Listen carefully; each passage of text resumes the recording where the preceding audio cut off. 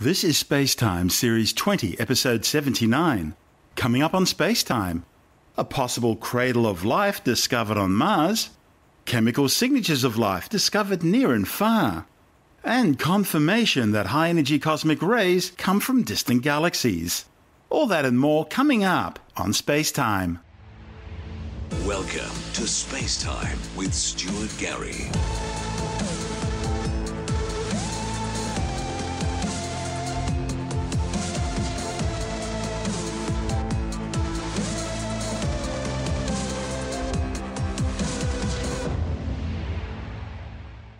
Evidence of massive ancient seafloor hydrothermal vent deposits have been discovered on Mars.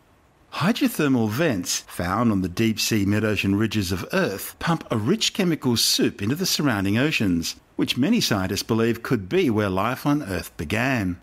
The Martian deposits were detected in the Eridania Basin on the Red Planet's southern hemisphere by NASA's Mars Reconnaissance Orbiter spacecraft. The authors interpret the data as evidence that these deposits were formed by heated water from a volcanically active part of the planet's crust entering the bottom of a large sea long ago.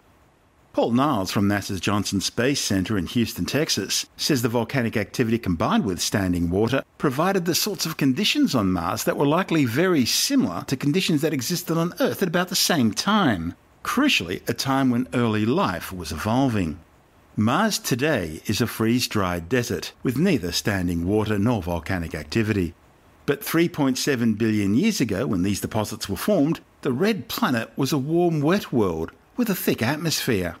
Earth, of course, still has these hydrothermal vent environments, and they play host to a wide variety of life forms that can thrive without sunlight on the chemical energy extracted from rocks from deep inside the planet. But due to Earth's active crust and plate tectonics, our planet holds little direct geological evidence preserved from the time when life first began. And that's why the Eridania seafloor deposits on Mars are of such importance. Not only are they of great interest for those exploring Mars, but they also represent a window into the early Earth. It was observations by the Mars Reconnaissance Orbiter spectrometer which provided the data for identifying minerals in massive deposits within the Eridania Basin, which lies in a region with some of the red planet's most ancient exposed crust. The site, therefore, provides a compelling story for a deep, long-lived sea and a deep-sea hydrothermal environment analogous to the deep-sea hydrothermal vents found on Earth. So it's seen as a place where life may have formed and survived on other worlds. Life that doesn't need a nice atmosphere or temperate surface, just rocks, heat and water. And the ancient Martian Eridania Sea held a lot of water, some 210,000 cubic kilometres of it. Now to put that in perspective, that's as much as all the other lakes and seas on ancient Mars combined, and about 9 times more than the combined volume of all of North America's Great Lakes. The mix of minerals identified from the spectroscopic data included serpentine, talc and carbonate, and the shape and texture of the thick bedrock layers led to identifying them as possible seafloor hydrothermal deposits. The area also has lava flows that post-date the disappearance of the sea. Researchers think that's important because it's evidence that this is an area of the Martian crust which is volcanically susceptible and therefore could have produced a similar environment earlier when the sea was still present. You're listening to SpaceTime. I'm Stuart Gary.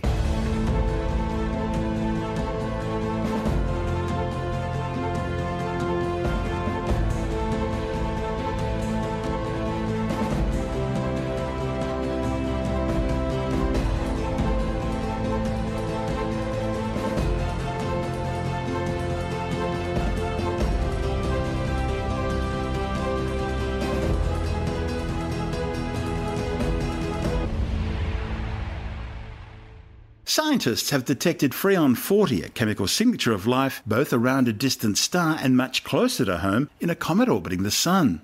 The discovery, reported in the journal Nature Astronomy, includes the first ever detection of a saturated organohalogen chemical compound in interstellar space.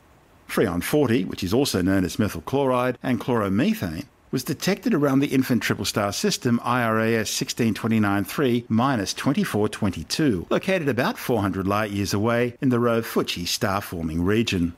Coincidentally, Freon 40 has also been detected by the European Space Agency's Rosetta spacecraft in the exosphere surrounding the comet 67P Churyumov-Gerasimenko. Because Freon 40 is formed by organic processes on Earth, it's long been considered a potential marker of extraterrestrial life. The first exoplanet, 51 Pegasi b, was discovered back in December 1994. Since then, more than 3,000 exoplanets have been detected, and so the prime focus has now moved away from simply finding exoplanets to finding those planets capable of supporting life. And that's where organohalogens such as Freon 40 come in. They're thought to be the chemical markers that might indicate the potential presence of life. A vital step is determining which molecules could indicate life, but establishing reliable markers remains a tricky process. Organohalogens consist of halogens such as chlorine or fluorine bonded with carbon and sometimes other elements. On Earth, methyl chloride is created through biological processes in organisms ranging from humans to fungi, as well as in industrial processes such as the production of dyes and medical drugs. The study's lead author, Edith Fayol, from the Harvard-Smithsonian Centre for Astrophysics in Cambridge, Massachusetts, says finding Freon 40 in these young sun-like stars was surprising because her team didn't predict its formation and wasn't expecting to see it in such significant concentrations. It's now become clear that these molecules must form readily in stellar nurseries, therefore providing insights into the chemical evolution of planetary systems. The findings suggest organohalogens are likely to be a constituent in the so-called primordial soup, both on the young Earth and on nascent terrestrial exoplanets. Therefore, rather than indicating the presence of existing life, organohalogens may instead be an important element in the little understood chemistry involved in the origin of life. The Freon 40 was detected in the IRAS 16293-2422 star system using the European Southern Observatory's Atacama millimetre-submillimetre array telescope in Chile. Coincidentally, ALMA had also previously found glycoaldehyde, a simple form of sugar, in gas surrounding the same star system. The Freon 40 found around comet 67P Churyumov-Gerasimenko was detected using the Rosetta spacecraft's Rosina instrument. The discoveries show that the building blocks of life may need to be in the right place at the right time to be included in planets forming around a star. You're listening to Space Time. I'm Stuart Gary.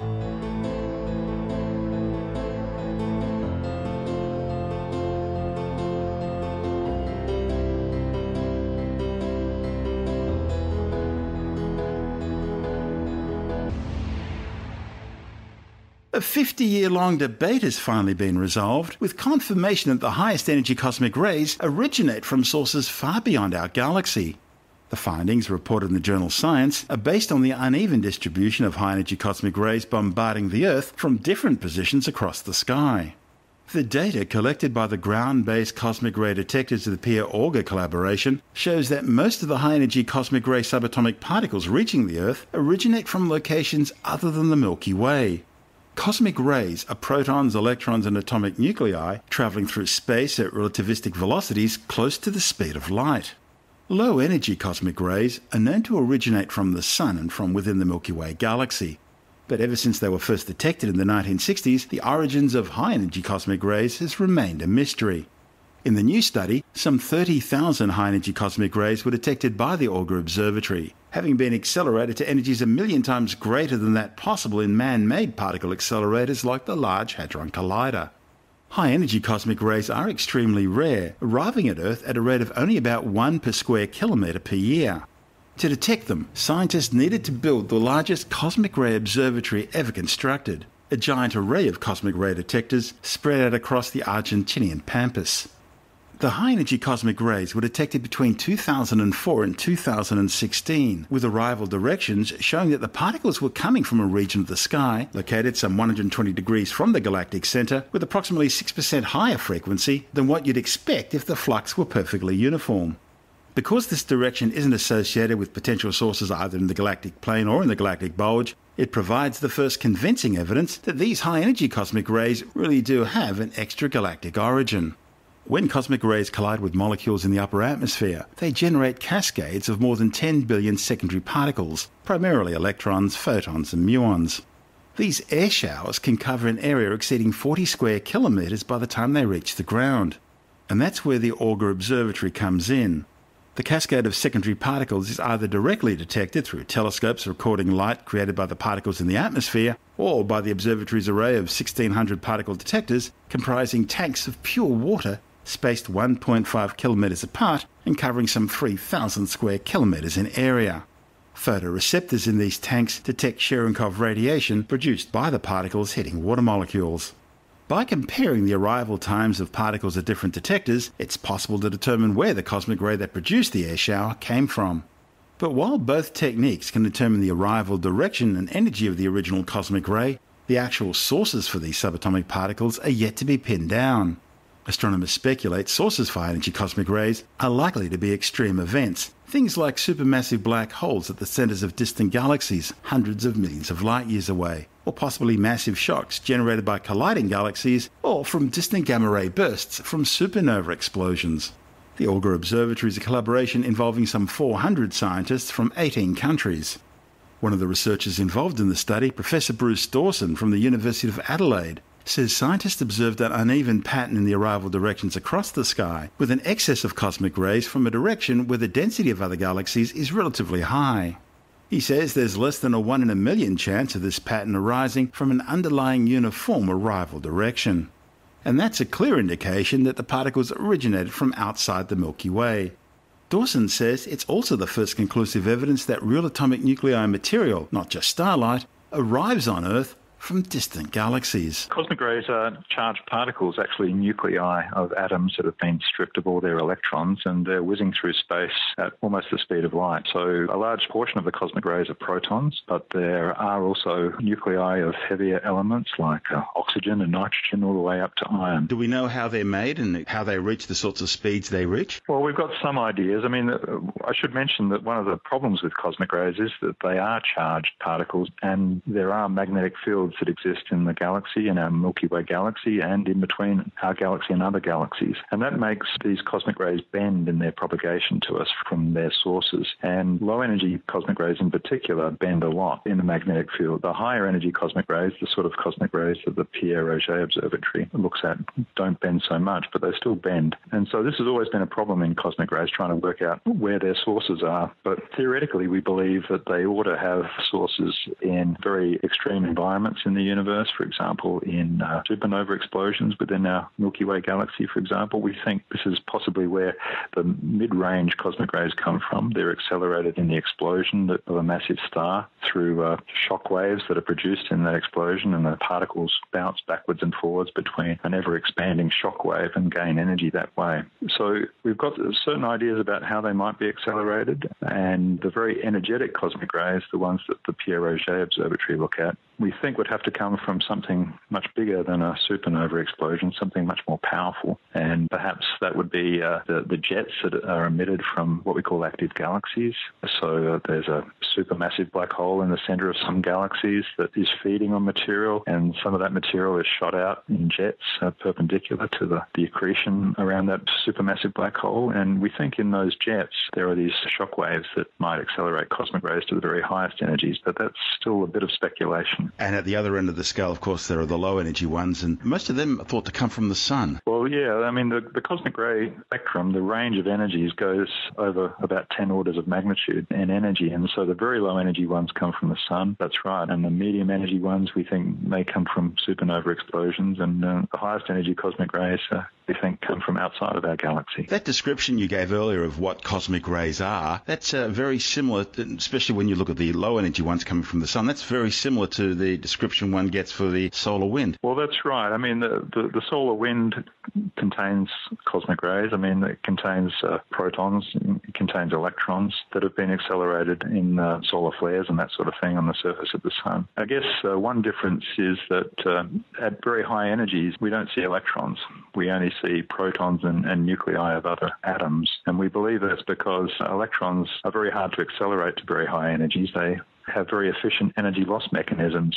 So as you accelerate them, they lose their energy just as fast. And so it's really hard to accelerate electrons. But for protons and nuclei of heavier atoms, it's somehow easier. And this is where your research comes in, and the research done by this huge team. I think it's like 400 researchers from around the world have been involved in this. And you guys have been looking at exactly where the high-energy cosmic rays are coming from. And there has been a trend. You've actually seen a trend which indicates they're not coming from within our own galaxy. That's right. So we're looking at the most energetic cosmic rays. They're intrinsically the most interesting because they actually happen to be the most energetic particles we know about in the universe. They're sort of microscopic particles, these protons and nuclei of atoms that have macroscopic energies, and they're whizzing through space at enormous speeds, very, very close to the speed of light. So they're intrinsically the most interesting cosmic rays, but unfortunately they're also the rarest. And we measure their rate of arrival at Earth in terms of, say, well, at these particular energies, they arrive at a rate of 1 per square kilometre per year. And so one needs a very large observatory to catch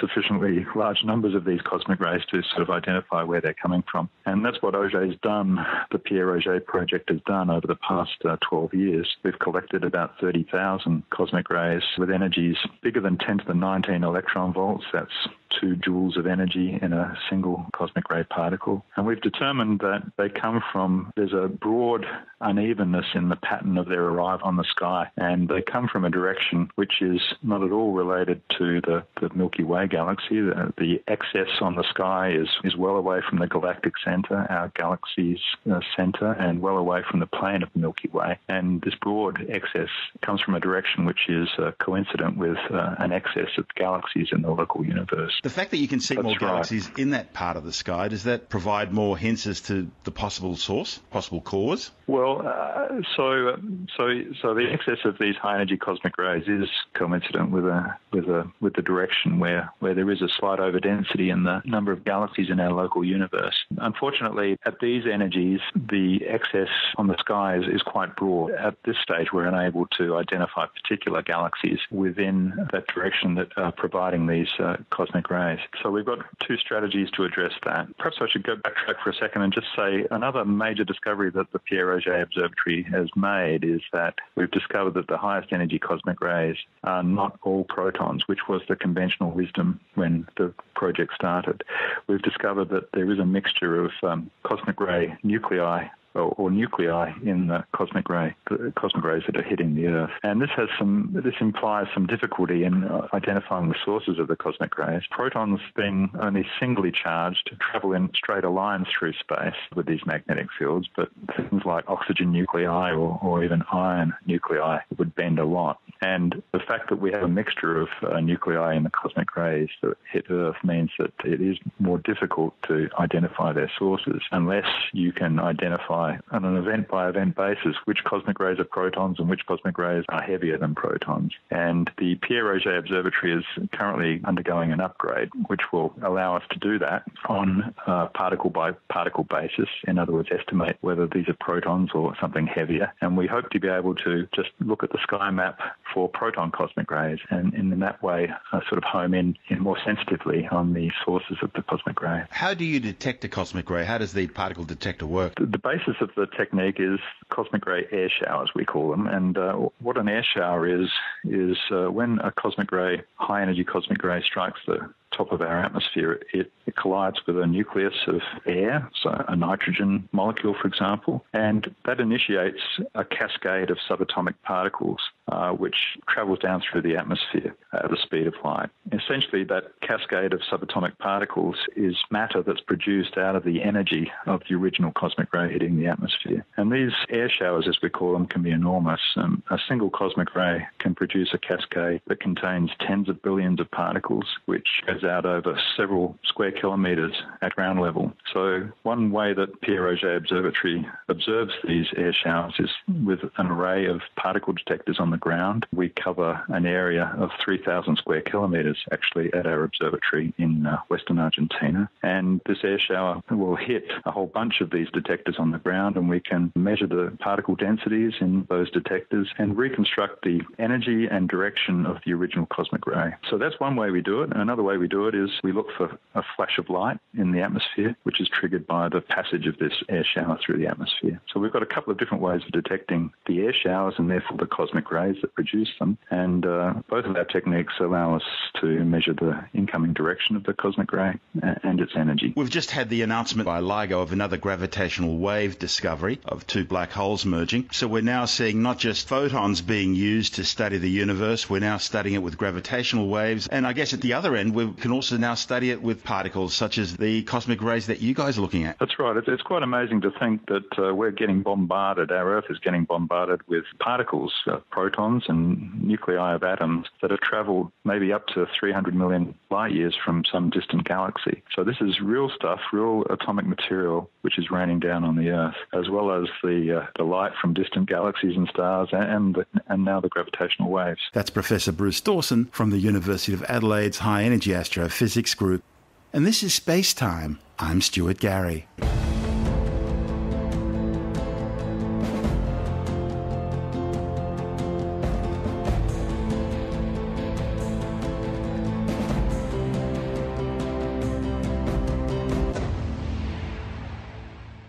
Astronomers say a large cloud of dust remains the most likely cause for the mysterious changes in brightness seen to be affecting Tabby star.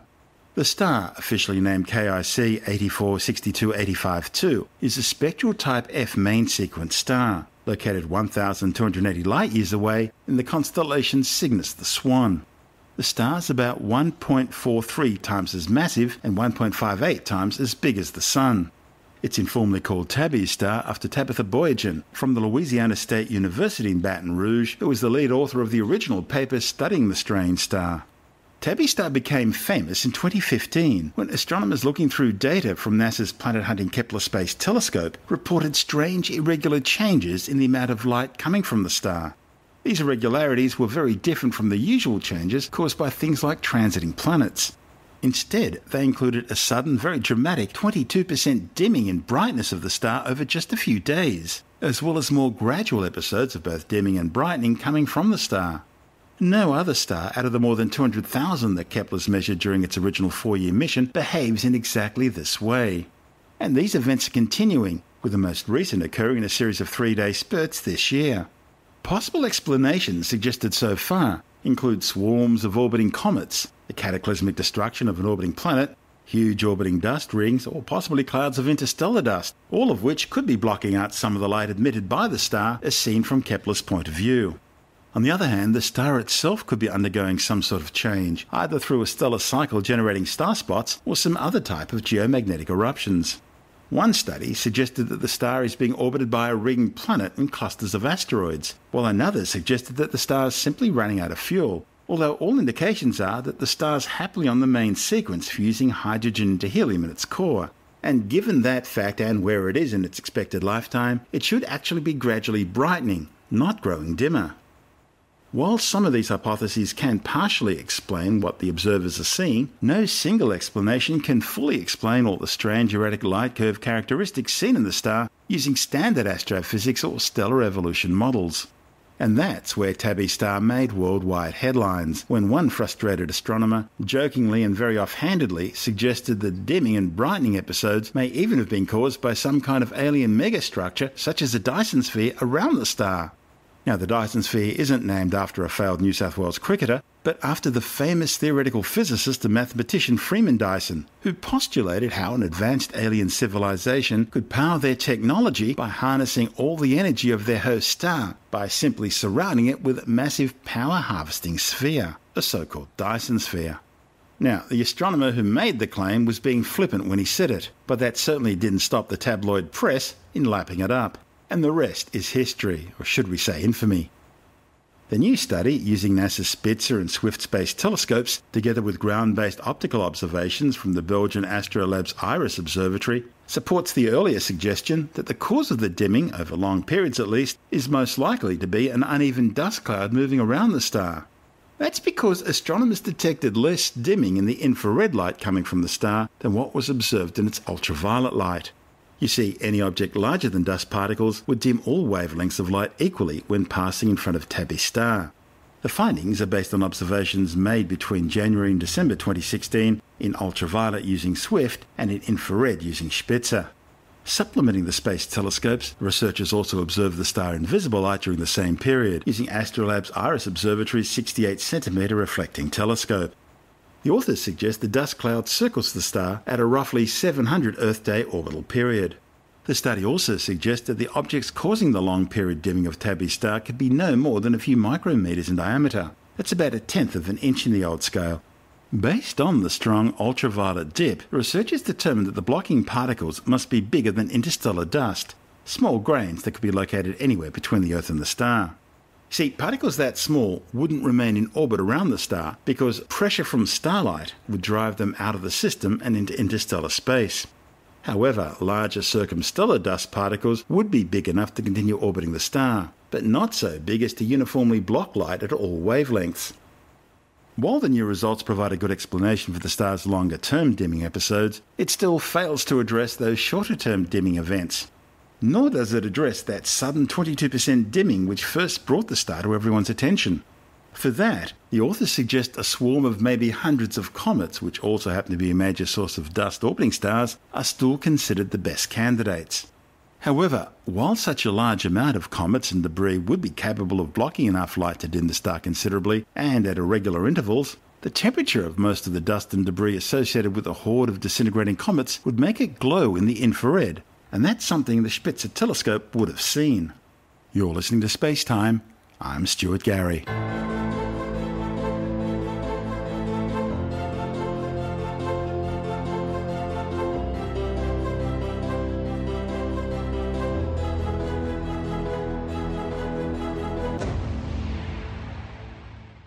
And time now to take a brief look at some of the other stories making news in science this week with a science report.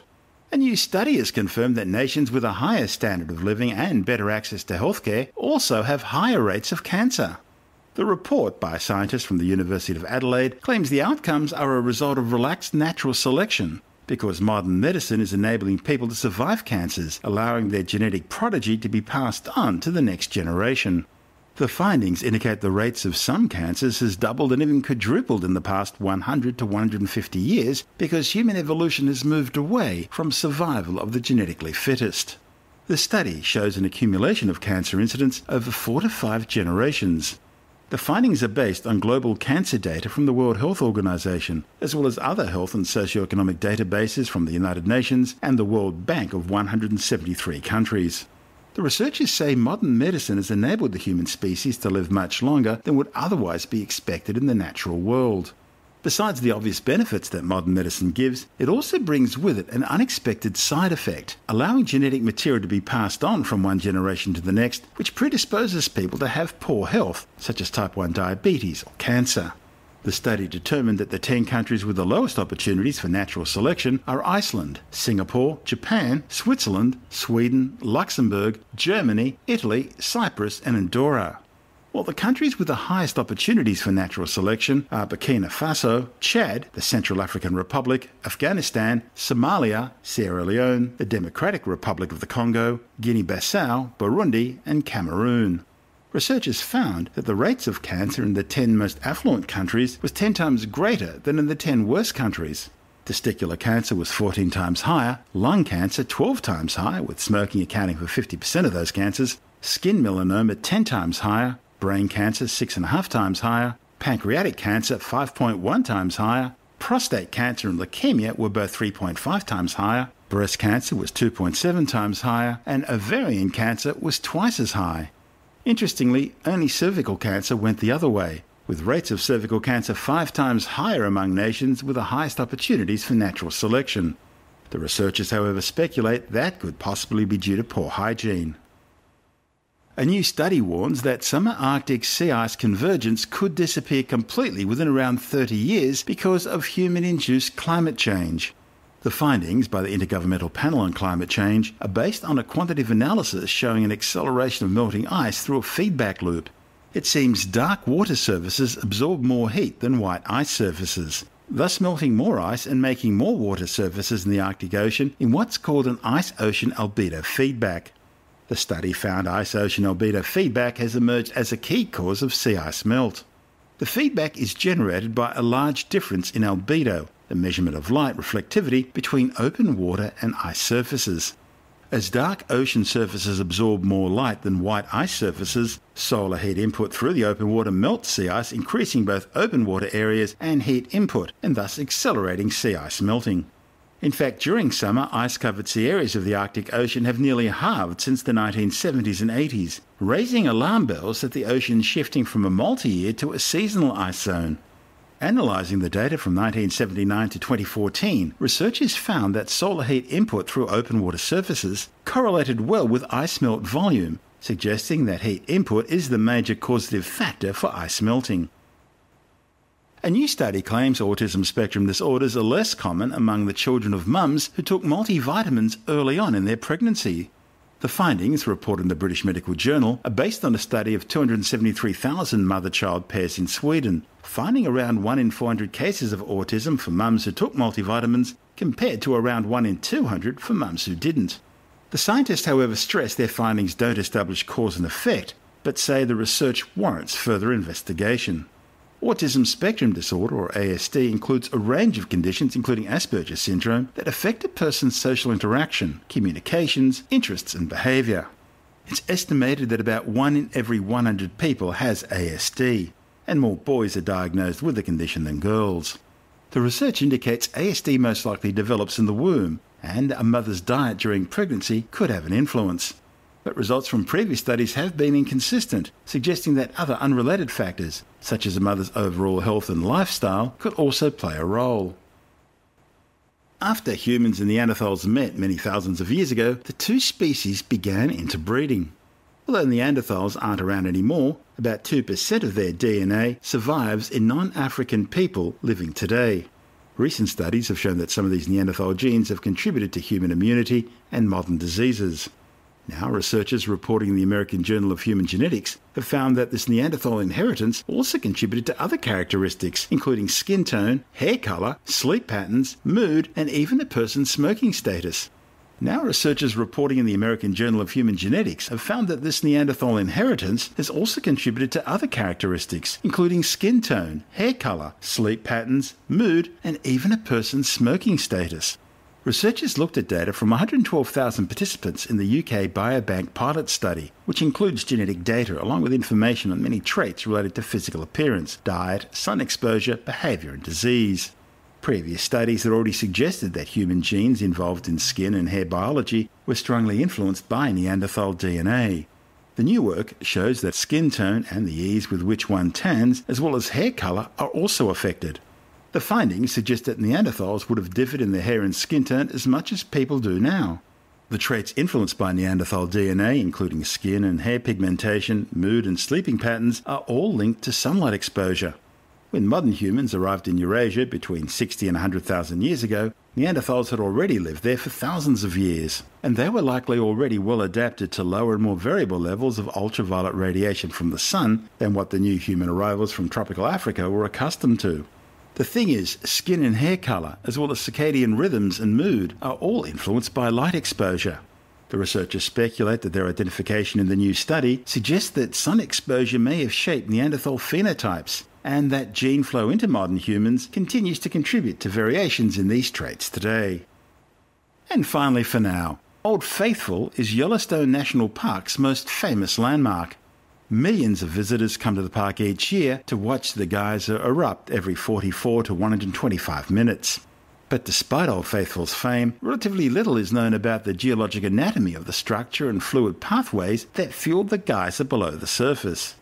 Now, a report in the journal Geophysical Research Letters has mapped the near-surface geology around the hydrothermal feature, revealing a reservoir of heated water which feeds the geyser's surface vent and how the ground shaking behaves between eruptions. The map was made possible by a dense network of portable seismographs and a new seismic analysis technique. The famous geyser and other volcanic features in Yellowstone National Park are simply the surface manifestations of two active magma reservoirs at depths of between 5 and 40 kilometres, which provide heat to the overlying near-surface groundwater. In some places within Yellowstone, the hot water manifests itself in pools and springs, while in other places it takes the form of explosive geysers. When analysing data from a dense network of seismometers, scientists could determine the shape, size and location of Old Faithful's hydrothermal reservoir. Researchers think the reservoir is actually a network of cracks and fractures through which water flows. It has a diameter of around 200 metres and can hold approximately 300,000 cubic metres of water. By comparison, each eruption of Old Faithful actually only releases about 30 cubic metres of water. You're listening to SpaceTime. I'm Stuart Gary, and that's the show for now. You can subscribe and download SpaceTime as a free twice-weekly podcast through iTunes, Stitcher, Bytes.com, Pocket Casts, SoundCloud, Audio Boom, YouTube, from spacetimewithstuartgary.com, or from your favourite podcast download provider. The show's also broadcast coast to coast across the United States on Science 360 Radio by the National Science Foundation in Washington, D.C., around the world on TuneIn Radio, and as part of Virgin Australia's in-flight entertainment. SpaceTime is brought to you in collaboration with Australian Sky and Telescope magazine, your window on the universe. If you want more SpaceTime, check out our blog, where you'll find all the stuff we couldn't fit in the show, as well as loads of images, news stories, videos, and other things on the web I find interesting or amusing. Just go to spacetimewithstuartgary.tumblr.com. That's all one worded in lowercase, and that's Tumblr without the E. You can also follow us through @StuartGary on Twitter, at SpaceTime with Stuart Gary on Instagram, and on Facebook, just go to www.facebook.com/SpaceTime with Stuart Gary. You've been listening to SpaceTime with Stuart Gary. This has been another quality podcast production from Bytes.com.